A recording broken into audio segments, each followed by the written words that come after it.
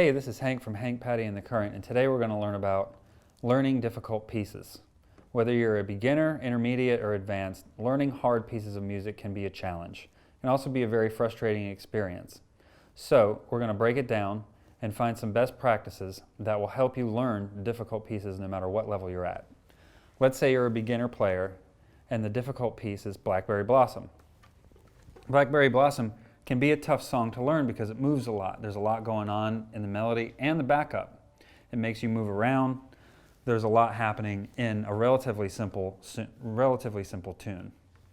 So let's say you're learning Blackberry Blossom and you get through a certain section of it but then hit a wall. What do? A lot of times people get frustrated, they give up, or they only practice the parts that they know really well and then the other parts of the song suffer.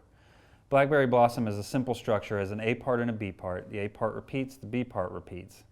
So what typically happens is someone gets really good at the A part and then ignores the B part to a degree. So what do?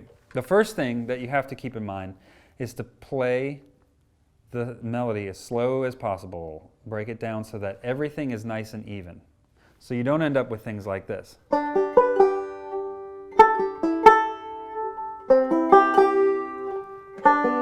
Because you're trying to coordinate your right and your left hand. So what do? I'm trying to change chords and I've got this roll down. I can play the roll really well. So why can't I get my left hand to cooperate? Well, the trick is to slow your right hand down.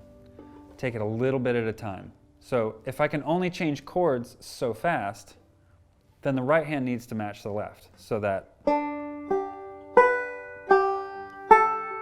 you give yourself time to get to the next chord.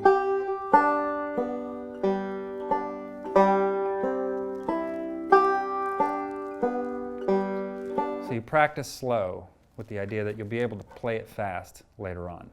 You're building up muscle memory. Right hand, left hand. Your brain might already know what to do, but your hands can't do it yet. So you have to give them time. If you were going to go to the gym and lift weights, you wouldn't immediately go to 400-pound bench press. You would start small and work your way up. This is the same idea. And again, if you're an intermediate or an advanced player, it makes no difference. You still have to break it down piece by piece and play it slowly so that it gives everything time to catch up.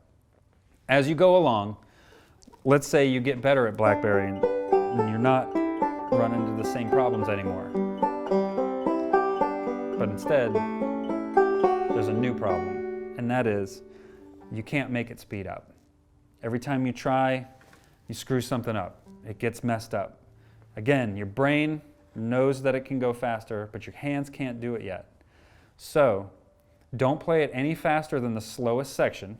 If there's a slow part in there, you run into a difficult bit, can't get it quite to the speed of the rest of the tune, don't play the rest of the song fast, get up to that point, and then play it fast again. For example, you might be in the B part of Blackberry Blossom.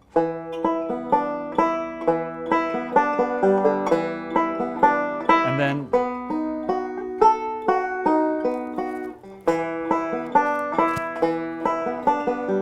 that's bad. If you can only play this at that tempo, the rest of the tune is played at that tempo. And again, it doesn't matter what the tune is, whether you're learning Blackberry Blossom or Vivaldi, it's the same principle. Another technique that you can employ in a particularly difficult piece, whether it's a hard bluegrass tune or something other, is to take the difficult sections of that tune and only practice that. Stay on that section. You know you're okay with the other bits? Just do that. If you have to sit there and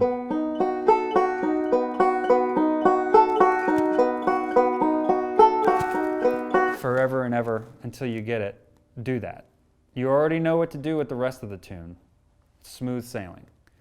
But if that's the part that's holding the whole thing up, then spend extra time on that so that the whole tune can rise together.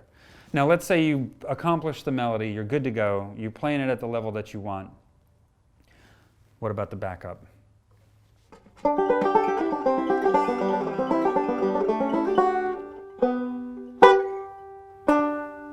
This isn't good. What happens? It goes and then comes back up again. So you have to spend extra time on the other pieces of the tune to make sure that it's good.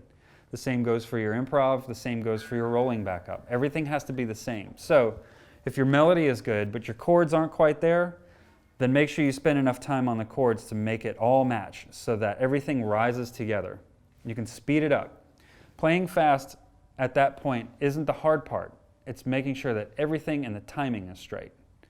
Otherwise, the tune will sound funky, you'll hit a roadblock, and if you're playing in an ensemble or in a jam, it will cause the proverbial train wreck. And we want to avoid the train wreck. So let's say you're an advanced player and you're trying to learn a difficult piece, like a Vivaldi piece. There may be a section of that music that is much more difficult than other sections of it. So one thing that I've found is useful, if there is no tab that exists in the world for this particular piece of music, which may be the case, particularly in classical music, then you may want to take the parts that you know and file those away into your brain, you know that, and then take the sections that are hard or need to be played faster and tab it out. Tab it out a couple of different ways so that you can find the best fingering for it at speed. You may find a really great fingering for this particular section of music, but it might not work at a high tempo. So you have to find a way that works for your technique. You might be really good at single string technique versus melodic technique. So maybe you find a way to single string these particular passages. Or you may find a way to melodically play these passages otherwise. A lot of classical music in that regard, particularly Baroque and things that weren't written in the 20th or 21st century, weren't really intended to be played on a banjo at this point. So particularly a bluegrass style banjo with 3 fingers. So you're going to have to kind of adapt it your own way and figure out ways in which to play the tune the most effectively so that everything rises to the same level. Some of the tunes can be really fast and those passages can be really difficult, so you may have to spend extra time on that, but allow yourself to do that. Even though it might be frustrating and you may feel like you're doing the same thing over and over again, remember you're building muscle memory and you're trying to get everything to sound correctly so that it translates in a way. Otherwise, you'll be stymied, it'll be tough, and you'll run into problems and the proverbial train wreck. So take your time, practice slowly, but then play fast. Work your way up to it gradually. Get a metronome, start at a low beat per minute count, and knock it up 5, 5, 5, 5 until you get to the desired beats per minute. Don't go from 90 beats per minute to 200 beats per minute. It won't work. You have to work your way up. Just as though you were lifting weights in the gym, you're not going to go from 20 pounds to 400 pounds in 2 days. So give yourself time, be patient, it can be tough, and give yourself plenty of time to work through difficult passages.